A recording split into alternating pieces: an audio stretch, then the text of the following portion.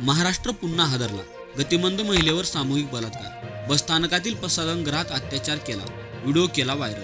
कोलकाता बदलापूर येथील घटनेत देशात संतापाची लाट उसळली आहे. देशात राज्यात महिला सुरक्षित आहेत का काय असे प्रश्न उपस्थित होत असताच महाराष्ट्र पुन्हा हादरला आहे.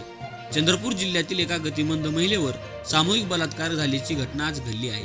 जिल्ह्यातील नागबिडी येथे घडलेल्या या घटनेमुळे संतप्त व्यक्त केला जात आहे. या प्रकरणी पोलिसांनी 5 आरोपींना अटक केली आहे. ही घटना 12 ऑगस्ट 2024च्या मध्यरात्रीची आहे. पीडित महिला एकटी असल्याचे पाहून तिला आरोपीने बसस्थानकातील प्रसाधनगृहात नेले आणि बळजबरीने अत्याचार केला.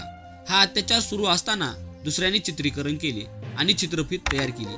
ही चित्रफित यातील एका आरोपीने मित्राला पाठवली. या मित्राने ही चित्रफित समाज माध्यमावर व्हायरल केली आणि शहरात एकच खळबळ उडाली.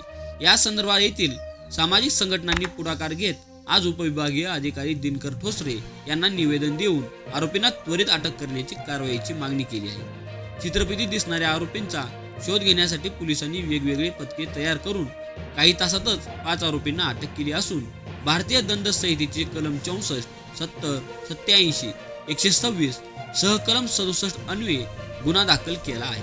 दरम्यान पोलिसांनी पीडित महिलेचा शोध घेऊन तिला वैद्यकीय तपासणीसाठी चंद्रपूर येथे पाठवले आहे.